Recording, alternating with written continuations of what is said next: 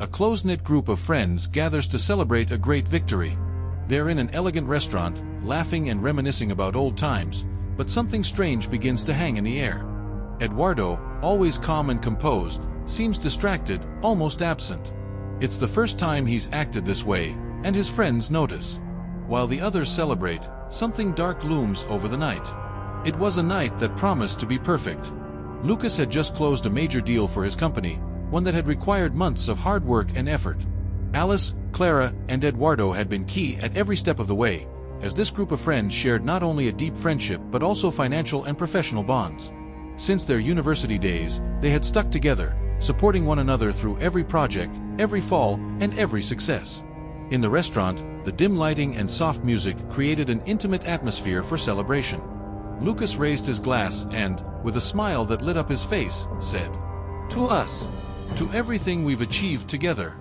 Everyone toasted, except for Eduardo, who remained silent, staring intently at the rim of his wine glass. Alice, sitting beside him, was the first to notice his odd behavior. She had always been perceptive about others' emotions, and something about Eduardo made her uneasy. He was quieter than usual, as if his mind were somewhere else. "Eduardo, is everything okay?" Alice asked, leaning slightly toward him. Eduardo looked up, but his smile was weak, forced. "Yeah, of course. I'm just a little tired. A lot of work lately." Clara, who was seated across from them, raised an eyebrow. "Come on, Eduardo, we're here to celebrate. You need to cheer up," she said, her usual enthusiasm shining through. Eduardo nodded, but he didn't add anything more. As the conversation continued, his silence became more noticeable. Lucas, ever the optimist of the group, tried to lighten the mood by telling jokes and talking about the next big project they wanted to embark on together. Then came the idea that would change everything. "I've been thinking," Lucas began. "We have this sum of money we've been saving together, why don't we invest it in something big? A business that could triple what we already have?" Clara, always the risk-taker, smiled excitedly. "That sounds amazing. We could do something huge." Alice, on the other hand, frowned. She had always been the most cautious of the group, the one who thought things over twice before acting. "I'm not sure we should risk all our money like that. It's a big sum." Eduardo, who had been silent until then, finally spoke up. "It's a good time to invest," he said, his voice firmer than it had been all evening. "I know of a couple of opportunities that could be exactly what we need." Everyone turned to look at him, surprised by his sudden involvement. It was strange to see him so confident after being so quiet. Lucas nodded, excited by Eduardo's idea. "If Eduardo says it's a good opportunity, I trust his instinct. He's always been the brains behind our best decisions." Alice still had her doubts, but seeing Clara and Lucas so excited, she decided not to be the dissenting voice of the evening. "Okay, but we need to make sure it's something safe." "Of course, we'll look into it together," Eduardo replied, but there was something in his eyes that didn't quite fit, a flicker of unease that Alice couldn't shake. The night went on, but something had changed in the atmosphere. Although everyone laughed and toasted, Alice couldn't shake the feeling that something was terribly wrong. Eduardo had withdrawn again, lost in his thoughts, and his demeanor continued to worry her. Hours later, they said their goodbyes at the restaurant entrance. The cool night breeze refreshed the air as each of them headed to their cars. Eduardo was the first to leave, saying he had to get up early for work the next day. Lucas and Clara followed shortly after, still laughing and planning the future. Alice was the last to stay in the parking lot, staring at the starry sky. Something inside her told her that this wouldn't be the last time she thought about that night. There was something in Eduardo's eyes that she couldn't shake. Her intuition rarely failed her, and this time it told her that Eduardo was hiding something. The next morning, Alice's phone rang early. It was Lucas, and his voice was full of panic. "Eduardo, he's gone. And he's taken all our money." Alice's world shook with those words. What had started as a simple feeling of unease had turned into a devastating betrayal. Eduardo, her lifelong friend, had vanished with all the money they had saved together for years. The inseparable group of friends, bound by so many projects and memories, was about to face a reality much darker than they could have ever imagined. The friends, still shocked by Eduardo's sudden disappearance, gathered to try to understand what has happened. The weight of betrayal hangs over them, and each begins to react differently to the news. The sound of the phone kept echoing in Alice's ears. Lucas had spoken the words, but she found it hard to grasp them. Eduardo, her lifelong friend, had vanished, and with him, all the money they had saved together over the years. It was as if an invisible crack had opened in her world, letting the deepest darkness creep in. Alice sat on her bed, motionless, the phone still in her hand. The call from Lucas had been brief, but its impact was deep. She took a deep breath, trying to calm the whirlwind of thoughts that began to swirl in her mind. How had this happened? At what point had Eduardo decided to betray them like this? And, most importantly, where was he now? It wasn't long before the group gathered at Lucas's house. Clara was the last to arrive, her face pale and with dark circles under her eyes, as if she hadn't slept all night. None of them had. The atmosphere was tense, filled with a mixture of disbelief and anger. They were facing a situation they had never imagined, and the weight of their friend's betrayal was becoming more palpable by the minute. "This can't be happening," said Clara, breaking the silence that had reigned in the room since her arrival. "Eduardo wouldn't do something like this, right?" Lucas, who had always been the most optimistic of the group, abruptly stood up from his seat. He had been pacing back and forth, his brow furrowed and his fists clenched. "Well, he did, Clara," he exclaimed, his voice full of frustration. "He took everything. Everything we saved for years." Alice, who had been observing in silence, felt a knot form in her stomach. Seeing Lucas like this disturbed her, but even more troubling was the fact that she couldn't find a logical explanation for what had happened. Eduardo had always been the most reliable of the four. He was the one who stayed calm in difficult times, the one who found solutions when things got complicated. What had driven him to do something so terrible? "There must be a reason," Alice murmured, her voice barely audible. "Something we don't know. What reason could justify something like this?" Lucas retorted, unable to contain his anger. "He stole from us, Alice. He stole from all of us." Clara, with tears welling up in her eyes, tried to intervene. "We can't just assume the worst. Maybe something forced him to do it. We know he was going through financial problems. Maybe he was blackmailed or threatened." Alice looked at Clara with some compassion but also with skepticism. It was clear that Clara was trying to find a justification for what Eduardo had done, but deep down, they all knew that the chances of that being the truth were slim. "We can't be sure of anything until we find him," said Alice, more determined now. "We have to figure out where he is and why he did this. We can't just sit here doing nothing." Lucas nodded, though his face still showed signs of anger. "Fine.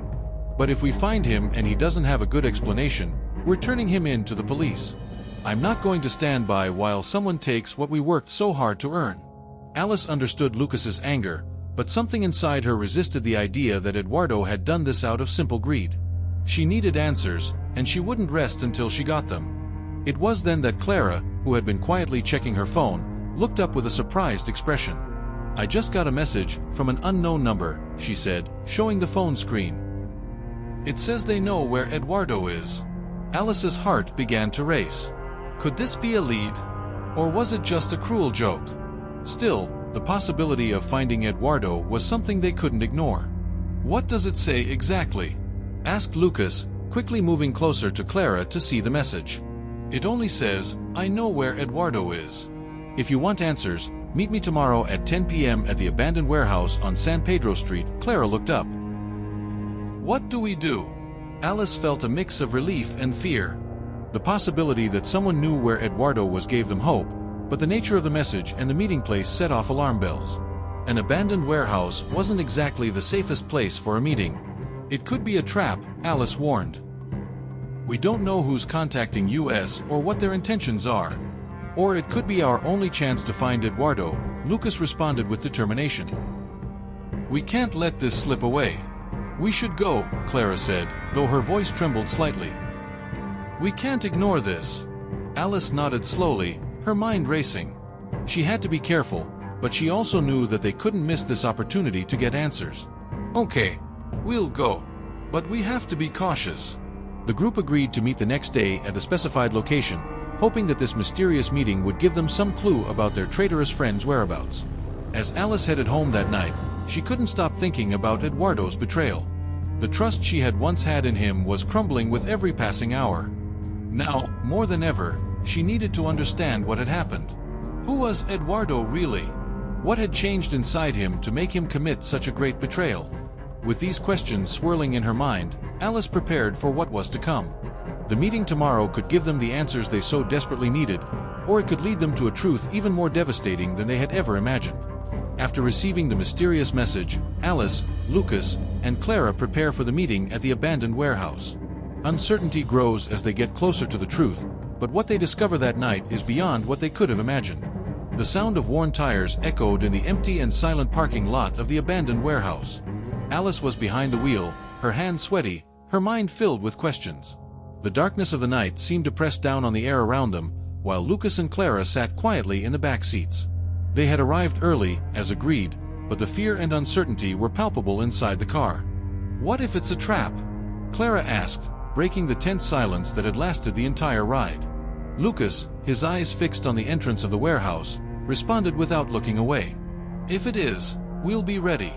"I didn't come here unprepared," he said as he slightly lifted his jacket, revealing a flashlight and something that looked like a self-defense weapon. "We're not letting anyone play with us." Alice took a deep breath. She wasn't used to this kind of situation, but her desperation for answers had brought her here. Eduardo had been her closest friend, almost like a brother to her, and now, every minute without knowing where he was or why he had done what he did tormented her more. They needed to know the truth, no matter the cost. The three of them exchanged a glance before getting out of the car. The cold wind blew hard, stirring up dust and old papers that flew around the building. The warehouse was large, with broken windows and graffiti-covered walls. It was the kind of place that would make any reasonable person think twice before entering. But they had no choice. With determined steps, they headed toward the main door, which was slightly ajar. Alice, walking in front, gently pushed the door, which creaked as it opened. Inside, the darkness was nearly absolute, except for the faint moonlight filtering through the broken windows. The echo of their footsteps bounced off the empty walls as they moved slowly forward. "Are you sure this is the right place?" Clara murmured, nervously gripping Alice's sleeve. "Yes, this is it," Alice replied, trying to sound more confident than she really felt. Suddenly, the sound of footsteps startled them. It came from the back of the warehouse, where the shadows seemed to move eerily. Lucas switched on his flashlight, pointing it toward the source of the noise. At that moment, a figure emerged from the shadows. It was a tall man, with his hood up, making it difficult to see his face. "Are you the ones looking for Eduardo?" the man asked in a deep, raspy voice. Lucas took a step forward, keeping the flashlight steady. "Depends. Who are you?" he responded, full of suspicion. The man raised a hand, as if to show that he posed no threat. "That doesn't matter. What matters is that I know where Eduardo is, and I know why he did what he did." Alice felt her heart skip a beat. Finally, after days of uncertainty, someone was going to give them answers. "What do you know?" she asked, trying to keep calm. "Where is he?" The man lowered his head for a moment, as if carefully considering his words before speaking. "Eduardo isn't who you think he is." His voice was grim, as though each word carried a heavy weight. "For months now, he's been in trouble. Debts, dangerous people, people who don't forgive." "Debts?" Clara asked, incredulous. "What kind of debts?" "Big ones," the man replied. "He owed a lot of money to the wrong people, and to save his life, he had to make a deal. The money he stole from you wasn't for him. It was to pay off those debts, but even with that, he's not safe." Alice took a step forward, unable to contain the anguish she felt. "Where is he? Tell us where he is." The man sighed, as if he knew the answer wouldn't be easy to hear. "He's not here. He's gone, he's running. He tried to save himself, and to save you too. But the more he runs, the more they chase him. And now, you're in danger too." Lucas clenched his fists, his frustration evident. "Danger? What kind of danger?" The man looked at Lucas seriously. "The people he's involved with won't stop until they get back what they think belongs to them. If you keep looking for Eduardo, they'll come after you too." The air in the room seemed to grow heavier. The man's words echoed in their heads, and the gravity of the situation became clearer with each passing second. This wasn't just about Eduardo and his betrayal, it was something much bigger, something that could drag them all into the abyss. "So, what are we supposed to do?" Alice asked, her voice trembling. "Give up. Let Eduardo just go?" The man was silent for a moment before speaking again. "I'm not saying you should give up. But if you keep going, you need to be ready for the worst. These people show no mercy. They won't stop until they get what they want, or until everyone is out of their way." The silence that followed was overwhelming. Alice, Lucas, and Clara looked at each other, knowing they were at a crossroads. They could walk away and protect themselves, or they could keep going and risk facing the consequences of a truth that was growing darker by the minute. Finally, the men stepped back, preparing to leave. "If you decide to keep going, remember this: trust no one. Not even those you think are your friends." And with those words, he disappeared into the darkness, leaving them alone in the warehouse. The truth about Eduardo had begun to surface, but what they didn't know yet was whether they were ready to face everything that was about to come. After the shocking revelation at the warehouse, Alice, Lucas, and Clara find themselves at a crossroads. They decide to keep investigating Eduardo's whereabouts despite the danger. The search for answers will lead them to uncover traces of Eduardo's past that they never knew. The echo of the man's last words still resonated in Alice's mind as she drove back home. "Trust no one. Not even those you think are your friends." That dark warning had left her unsettled, but also more determined than ever. They couldn't stop now. Knowing that Eduardo was on the run wasn't enough. They had to find him, not just for the money, but for everything he had meant to them. In the back seat of the car, Lucas sat silently, his brow furrowed, while Clara nervously scrolled through her phone as if waiting for a miraculous sign. No one had said a word since they left the warehouse, but the tension in the air was evident. Each of them was grappling with their own thoughts, trying to process what they had just heard. Finally, Clara broke the silence. "We can't just leave it like this. We can't simply wait for Eduardo to magically appear. We have to do something." Lucas nodded slowly, though his frustration remained palpable. "You're right. But where do we start? That guy didn't give us any solid leads, just threats." Alice, who had been lost in her own thoughts, looked up, her hands gripping the steering wheel firmly. "He didn't give us much, that's true, but he did say Eduardo was running, that they were after him. He can't be too far.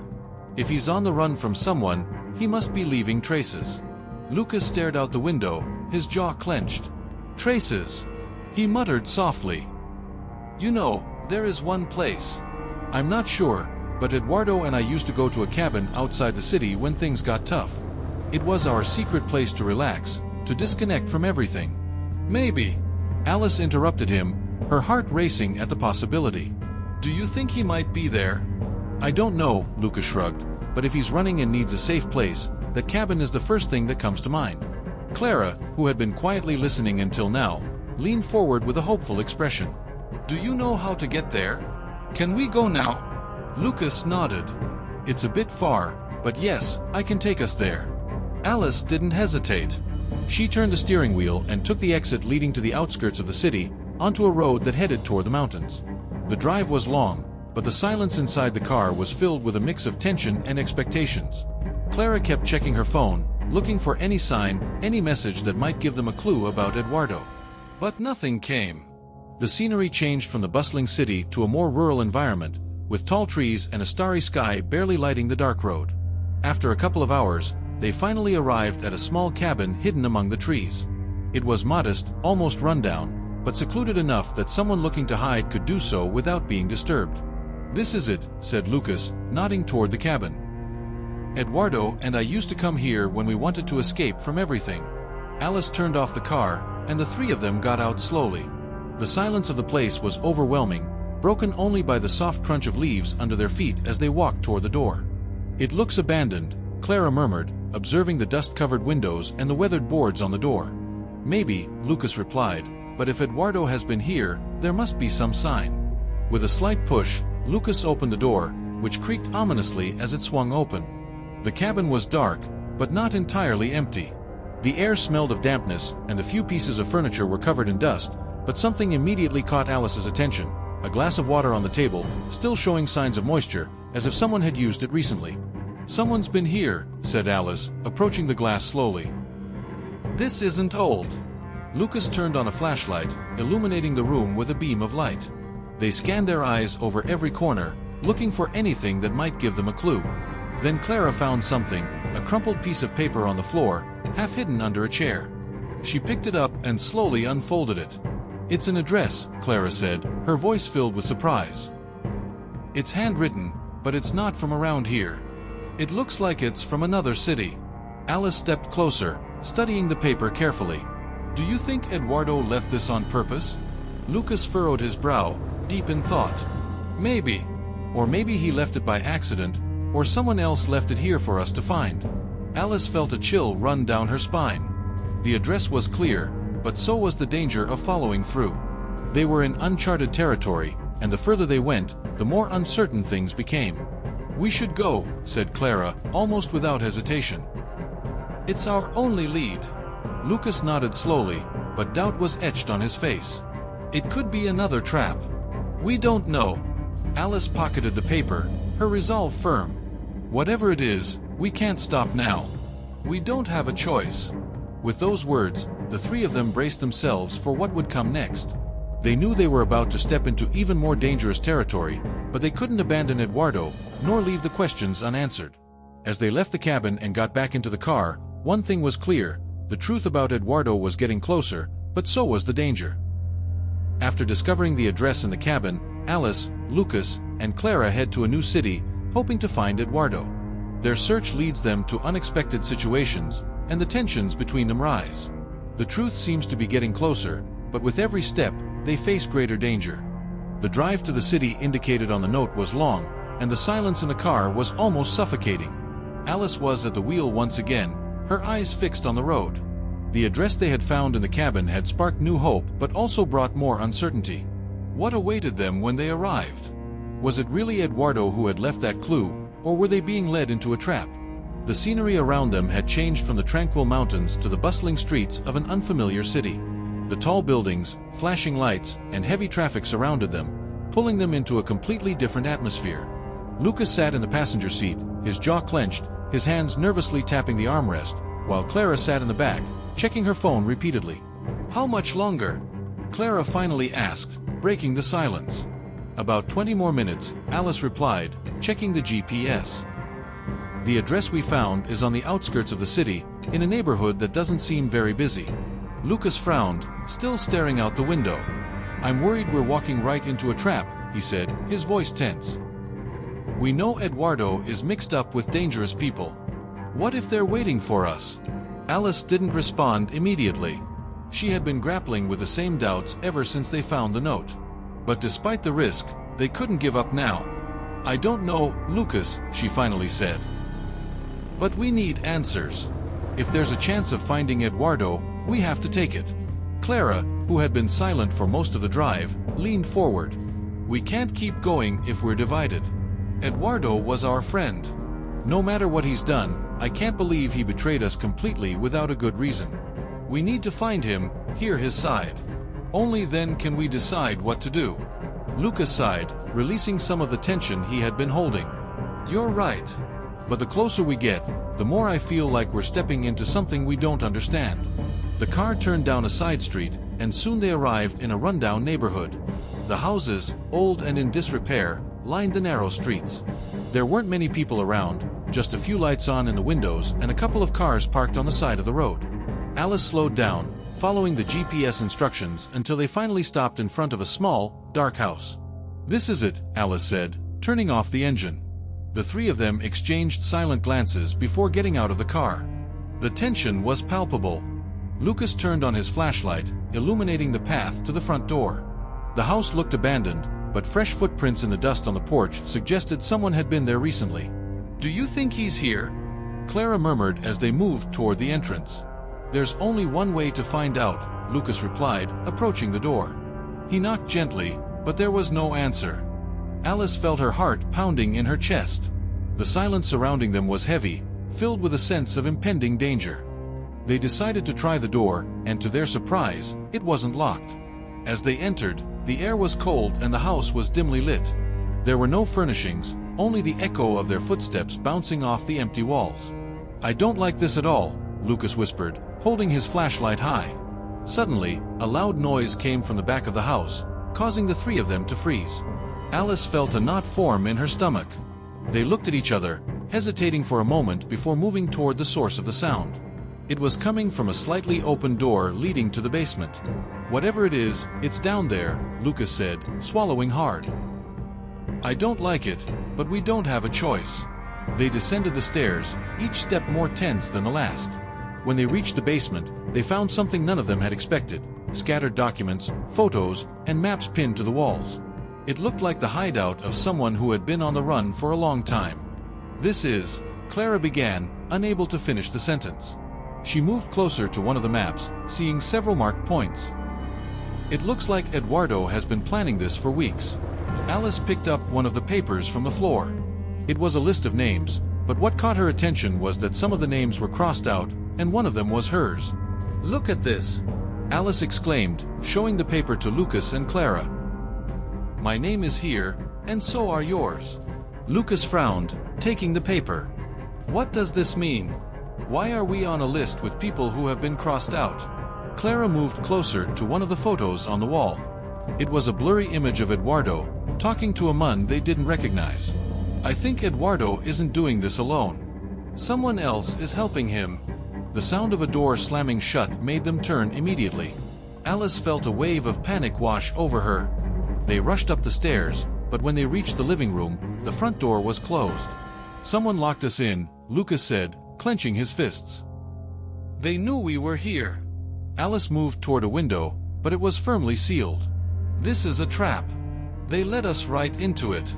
As they tried to find a way out, the sound of footsteps outside made their hearts race even faster. They knew that whoever was behind all of this was getting closer. Eduardo seemed to be running, but now they too were trapped in his nightmare, suggesting that Eduardo wasn't acting alone. As they try to escape, the danger surrounding them becomes increasingly real, and new truths emerge, revealing the dark motives behind Eduardo's betrayal. The sound of footsteps outside grew louder with every passing second.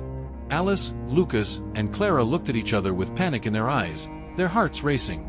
They were trapped in that house, surrounded by shadows they didn't know, and an overwhelming sense of imminent danger. "We have to get out of here, now," Lucas said in an urgent whisper as he tried to force open one of the windows, which frustratingly wouldn't budge. "And how exactly are we supposed to do that?" Clara responded, her voice trembling. "We've been locked in. They knew we would come." Alice stood by the front door, which was firmly sealed. She looked around, desperately searching for a way out, but everything seemed intentionally closed off. It was clear that whoever had trapped them there was playing with them.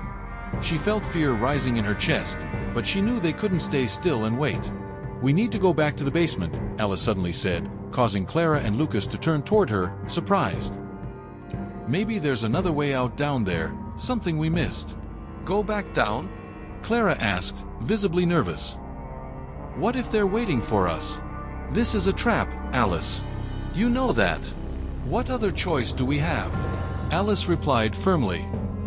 "There's no way out up here, and those footsteps aren't an illusion. We're being cornered." Lucas nodded seriously, making a quick decision. "Alice is right. We can't stay here waiting. If there's a way out, it must be in that basement." Cautiously, the three of them headed back down the stairs to the basement. Each step felt slower and heavier than the last. The darkness of the house was oppressive, and the air was thick with tension. When they finally reached the basement again, it felt even colder than before. The documents were still scattered across the floor, and the photos on the walls seemed to watch them like silent witnesses to everything that was happening. Lucas turned on his flashlight, illuminating the darker corners of the room. "We have to search everything," he said quietly. "There must be a way out somewhere." As they searched, Alice came across an old metal trunk, half hidden behind some boxes. She opened it carefully, hoping to find some kind of clue. Inside were more papers, but one in particular caught her attention. It was a handwritten letter addressed to Eduardo. The handwriting was unfamiliar, but the contents took her breath away. "Look at this," Alice said, drawing the attention of the other two. Lucas and Clara quickly moved closer, staring at the letter in disbelief. "What does it say?" Clara asked, unable to take her eyes off the paper. Alice began to read aloud. "Eduardo, you know what's at stake. If you don't fulfill your part of the deal, you know what will happen to them. We can't afford to fail now. Everything you've done up to this point isn't enough. The debt remains, and they won't stop until you pay the full price." The silence that followed was chilling. Clara put a hand over her mouth, clearly horrified. She murmured. Who is he talking about? What is this deal? Lucas frowned, his mind racing to process the information. This means Eduardo isn't alone. There are more people involved, and it seems he's been doing all of this to protect someone or several people. Alice pocketed the letter, feeling the pieces of the puzzle start to come together. Eduardo hadn't fled out of cowardice or greed. He had been caught up in something much bigger, something that had forced him to betray them to save lives. But who were these people, and what was the price he had to pay? Suddenly, a loud bang startled them. It came from the basement door. Someone was trying to get in. They've found us! Clara cried, retreating to the back of the basement. Lucas positioned himself, flashlight aimed at the door, ready for anything. But when the door finally opened, the figure that appeared left them speechless. Eduardo! Alice exclaimed, unable to contain her surprise. There he stood, their old friend, with a gaunt face and worn-out clothes. He looked like he had aged years in a matter of weeks, but his eyes still held the determination Alice recognized instantly. You have to get out of here, now, Eduardo said urgently, skipping any pleasantries. There's no time for explanations. What's going on, Eduardo? Lucas asked, stepping toward him. You owe us an explanation. Eduardo shook his head, clearly agitated. I can't explain anything right now. If you stay here, everyone will die. You have to trust me, please. Trust you? Clara shouted, her voice filled with pain and betrayal. You stole from us, Eduardo. You betrayed us. I know, Eduardo responded, his voice broken. But I didn't do it to save myself. I did it to save you. The silence that followed was as intense as the cold air in the basement. Eduardo was clearly desperate, but his words were still shrouded in mystery. Alice looked at him, trying to read the truth in his face. Something in his eyes told her that Eduardo wasn't lying. We have to go, Alice finally said, looking at the others. Eduardo's telling the truth. If we stay here, something worse is going to happen. Lucas and Clara exchanged glances, still full of doubt, but in the end, they nodded. Fine, Lucas said. But this doesn't end here, Eduardo. You owe us the answers we need. If we survive, Eduardo said quietly. I'll tell you everything. With those words, Eduardo led them to a hidden exit, concealed behind a bookshelf. As they slipped through the passage, Alice couldn't stop wondering what the next twist in this dangerous chase would be.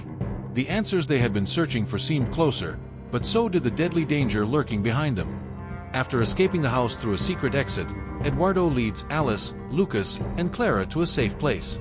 The tension rises as they finally start demanding answers. Eduardo has no choice but to reveal the full truth behind his betrayal and the danger they are all now facing. The cold wind whipped Alice's face as she, Lucas, and Clara followed Eduardo through a narrow underground passage. Lucas's flashlight barely lit the path in front of them, but they all knew the danger was near. The hurried footsteps and the echoes of their quickened breaths were the only sounds in that dark tunnel. How much farther? Clara asked, her voice reflecting the exhaustion and desperation she felt. We're close, Eduardo responded without looking back, focused on navigating through the darkness. Alice watched Eduardo, studying his every movement. After everything they had been through, she still struggled to understand how someone who had been her closest friend could have betrayed them so deeply. But something about the way Eduardo moved, the genuine fear she saw in his eyes, made her doubt. He didn't seem like a man simply desperate for money. He looked like someone trapped in a web of much bigger lies. Finally, they reached the end of the passage and found themselves in front of a rusty metal door. Eduardo opened it carefully, and on the other side was a small hidden room, dimly lit by an emergency lamp in one corner. There were stacked boxes and old furniture covered in dust. We'll be safe here, for now, Eduardo said, closing the door behind them. Lucas wasted no time. He moved toward Eduardo with an expression of barely contained rage, his voice full of demands. No more games, Eduardo. You owe us answers. Enough running. What the hell is going on? Why did you betray us? What is all this? Eduardo sighed deeply, as if he were carrying an unbearable weight on his shoulders.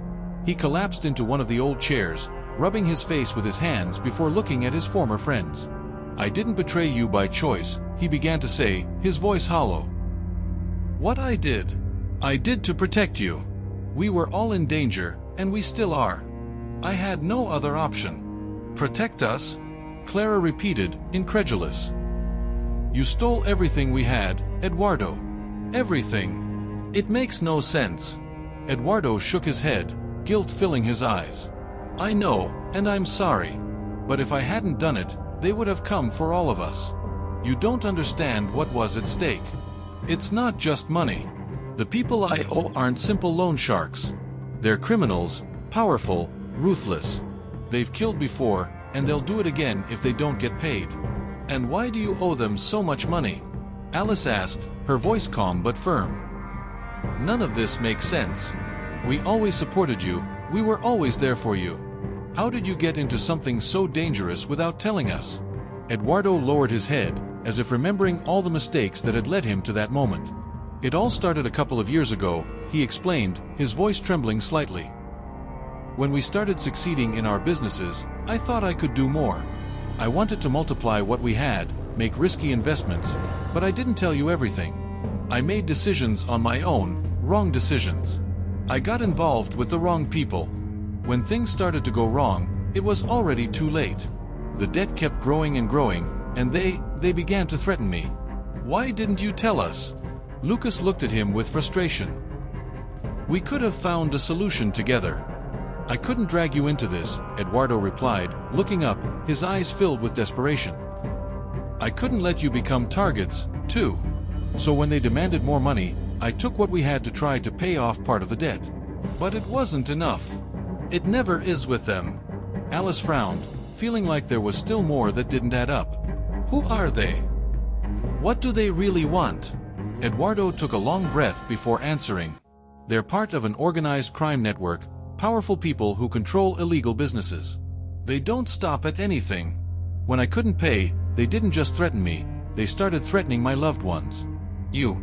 The silence in the room was deafening as those words sank in. Clara, who had been struggling with her anger, began to understand the gravity of the situation. So, all of this betrayal was out of fear? Clara asked quietly. All of this was to save us? Yes, Eduardo admitted, his eyes full of regret. I couldn't bear the thought of them hurting you.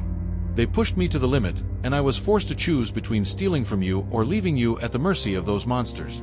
But even that hasn't stopped them. Lucas looked at Eduardo, still full of doubt, but with less anger in his voice. So, what do we do now? We can't keep running forever. Eduardo nodded, acknowledging the truth of his words. I know. That's why I brought you here. There's one last thing I can do. I can give them something they want more than money. Something that could save us all. Alice frowned, confused. What are you talking about?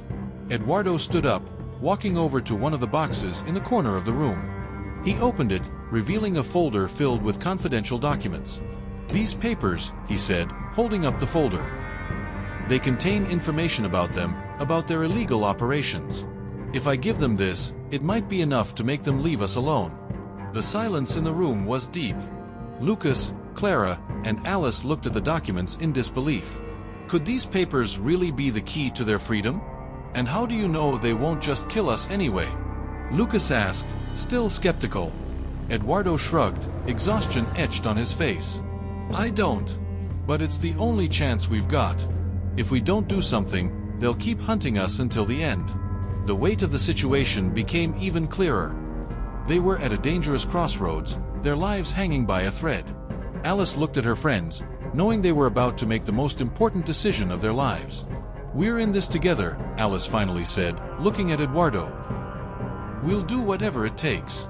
But if this doesn't work... If it doesn't work, we're dead, Eduardo said coldly. But if we don't try, we're dead anyway. The group's fate was sealed. The final pieces of the puzzle had begun to fall into place, and now all that remained was to face the storm that was coming. After Eduardo reveals the truth about the documents and the plan to use them against the criminal organization, Alice, Lucas, and Clara faced their final decision: hand over the documents and negotiate or try to escape danger for good. Everyone's fate is at stake. The silence in the small room was thick, as if the walls themselves were holding in the tension surrounding Alice, Lucas, Clara, and Eduardo. The confidential documents Eduardo had pulled from the box seemed to weigh tons, even though they were just papers. They contained information that could save them or condemn them. "I can't believe our lives depend on this," muttered Lucas, staring at the folder in Eduardo's hands. "How do we know they'll keep their word? What's stopping them from killing us after we give them the documents?" Eduardo sighed, aware of how fragile the plan was. "We don't know. There are no guarantees. But they value this information. If we give them these documents, it's our only chance to negotiate. If we do nothing, they'll find us, and then we'll have no way out." Clara, who had been silent until then, finally spoke, her voice tinged with anger and fear. "This is madness. We can't trust them, Eduardo. You betrayed us before. Why should we believe this will work? Maybe we're just handing them our death sentence." Alice, who had been quietly listening, looked up and locked eyes with Eduardo. She knew he was telling the truth, but she also understood that there was no way out of this situation without taking an enormous risk. "We have no other option," Alice said quietly. "We know we can't keep running. Sooner or later, they'll find us. If these papers are our only card to play, we have to take the gamble." Lucas frowned, still full of doubt. But finally, he nodded. "Fine. But we're not doing this without a plan. If something goes wrong, we need a way to defend ourselves." Eduardo nodded and, after a moment of reflection, opened one of the hidden compartments in the room. From there, he pulled out a small metal box, which contained something unexpected, a gun and several rounds of ammunition. "I hate that it's come to this," Eduardo said, holding the gun. "But if things go wrong, we need to be ready." Clara stared at the gun in Eduardo's hands, incredulous. "Are we really considering this?" she asked, her voice trembling. "Are we preparing for a war?" Alice moved closer to Clara, trying to calm her down. "It's not a war. But we can't be naive either. If they ambush us, we need to be ready." With the plan set, the group prepared for the meeting. Eduardo had arranged to meet one of the men from the organization at an abandoned warehouse on the outskirts of the city. It was the perfect place for a clandestine negotiation, but also the perfect setup for an ambush. The drive to the warehouse was silent. The tension in the air was palpable. Clara constantly looked out the window, as if expecting to see someone following them. Lucas drove in silence, focused on the road, while Alice, sitting next to Eduardo, couldn't stop thinking about what was about to happen. When they finally arrived, the warehouse loomed dark and quiet before them. It was an old, run-down building, with broken windows and graffiti-covered walls. There were no signs of life, but Eduardo knew they weren't alone. "They're here," Eduardo said quietly, scanning the surroundings. "They always arrive first." The four of them got out of the car and walked together toward the entrance. The cold night air felt even more biting now, as if anticipating what was about to happen. Eduardo carried the documents under his arm, and Lucas kept his hand in his pocket, making sure the gun was within reach. As they entered the warehouse, their footsteps echoed in the vast empty space. There was barely any light, just a single bulb hanging high above, casting a dim, flickering glow. In the distance, a figure emerged from the shadows. A tall man, dressed in a dark coat, was waiting for them. "Eduardo?" the figure asked in a deep voice. "Yes," Eduardo replied, stepping forward. "I have what you asked for." The man nodded but didn't move. He remained still, watching them carefully. Alice could feel her nerves about to burst, her hand sweating from clenching her fists so tightly. "Show me," the man said, his tone unchanged. Eduardo slowly lifted the folder, making sure not to make any sudden movements. But at that moment, Lucas noticed something strange. In the distance, near one of the side walls, he saw a shadow move, barely visible. "It's a trap!" Lucas shouted, pulling out the gun and aiming at the hidden figure. Chaos erupted in seconds. Several men emerged from the shadows, all armed, surrounding the group. Alice, Clara, and Eduardo ducked instinctively, while Lucas fired into the air, trying to keep the attackers at bay. "Run!" Eduardo shouted, pushing Alice toward the exit while pulling out his own weapon. The gunfire filled the warehouse. The sound of bullets ricocheted off the metal walls, and the air was filled with shouts and confused orders. Alice ran alongside Clara, desperately trying to find an exit, but the armed men were close behind. "We have no way out!" Clara screamed in despair, looking around frantically. "Yes, we do," Alice said, determined. "Keep running!" Eduardo and Lucas were behind them, covering their escape by firing at the men closing in. The situation was critical. Just when it seemed all was lost, they heard the sound of sirens in the distance. The police were on their way. "Eduardo, the police!" Alice shouted. Eduardo froze for a moment, his eyes filled with despair. He knew his time was up. If they caught him, he wouldn't just lose his freedom, he'd lose any chance of saving his friends. "Go!" Eduardo yelled. "I'll hold them off." Before Alice could respond, Eduardo stepped out from cover, firing at the men as he ran in the opposite direction. It was his final sacrifice. Alice, Clara, and Lucas managed to escape through a back door just as the police stormed the warehouse. The sound of sirens, gunfire, and shouting faded into the distance as they ran through the empty street. Finally, they stopped, gasping for breath, and looked at each other. They had survived, but the price had been high. Alice gazed up at the night sky, knowing that Eduardo had sacrificed himself so they could live. She knew things would never be the same. The betrayal had left deep scars, but deep down, she understood that Eduardo had done what he did out of friendship, out of protection, out of love. The immediate danger was gone, but the shadow of that night would haunt them forever.